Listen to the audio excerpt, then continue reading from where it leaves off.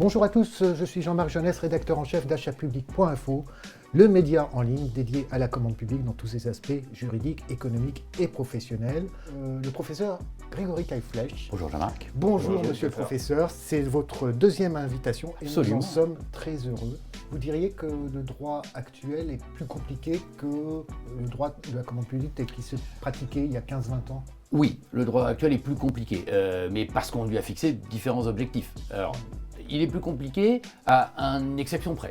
L'accès au droit est beaucoup plus simple.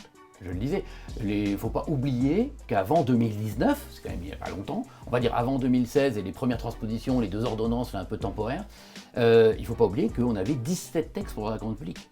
On avait certaines procédures de passation qui étaient transposées dans 3 textes différents pour les personnes privées, pour les personnes publiques, pour les EPIC, etc., de manière différente. C'est-à-dire que le code de la commande publique transposait de manière le code des marchés publics, transposait de manière plus compliquée certaines procédures que c'était le cas, par exemple, pour des concessions d'aménagement ou pour les anciens contrats de partenariat. 17 textes étaient illisibles, complètement illisibles. Aujourd'hui, donc, on a gagné avec ce code.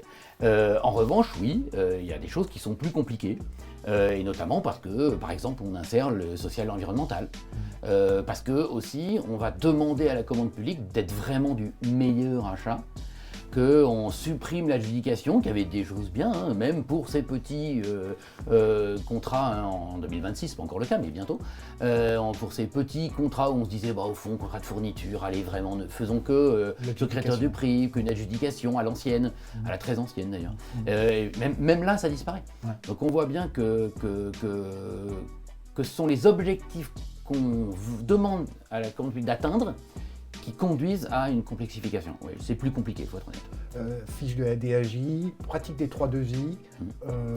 Est-ce que la fiche de la DAJ est encore suffisante pour expliquer les débats sur les 3 devis, la pratique des 3 devis? Est-ce que les acheteurs ont le droit de acheter sans du tout mettre en concurrence, sans faire aucune publicité en disant « je vais demander à l'entreprise Tartampion de me faire marcher ». C'est l'adjudication dont on parlait. Alors, il y a effectivement un problème juridique qui se pose dessus. C'est que le fait de dire « je choisis un tel » ne veut pas forcément dire qu'on fait uniquement de l'adjudication. On peut au fond lui demander, entre ces 3 tondeuses, si on veut acheter une tondeuse, les caractéristiques de chacune et acheter la tondeuse qui est le meilleur rapport qualité-prix.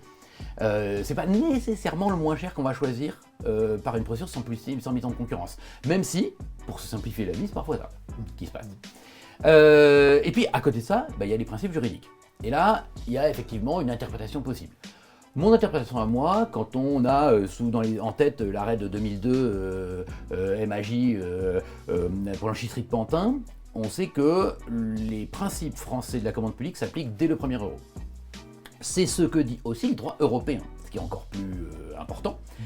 Le droit européen le limite un petit peu, il dit oui, en cas de zone frontalière, en cas de marché qui a potentiellement un intérêt frontalier. Donc je pense à nos amis lillois, nos amis niçois, nos amis strasbourgeois, pour ne prendre que les grandes villes. Eux, normalement, un marché local, c'est un marché qui déborde sur la Belgique. C'est 30 bornes de Lille, c'est de l'autre côté du Rhin à Strasbourg. C'est à quelques kilomètres aussi quand on est à Nice, l'Italie. Donc évidemment qu'il faut bien voir qu'il y a un certain nombre de marchés comme ça qui, par nature, devraient appliquer les principes. La question du coup, c'est, puisqu'on sait qu'on doit appliquer les principes, est-ce qu'il n'y a pas une sorte de minimum incompressible de putain mise en concurrence? Oui. Et moi, je suis plutôt de cet avis-là. Je pense qu'il y a un minimum et que le généraliser en France, y compris à Brest, où il n'y a pas beaucoup d'éléments frontaliers, est intéressant. Au fond, quand nous, on achète quelque chose, on fait tout le temps de la mise en concurrence. Quand vous allez à votre marché habituel, vous savez que vous allez aller chez tel boucher ou chez tel charcutier ou chez tel... parce qu'il a le meilleur rapport qualité-prix. Quand vous achetez un nouveau smartphone, vous surfez un peu sur internet ou vous demandez à un marchand de vous comparer les différents smartphones et vous choisissez la marque en fonction de votre besoin de batterie ou d'appareil photo, de qualité ou de grand écran. Et au fond, les 3 devis, c'est pas autre chose.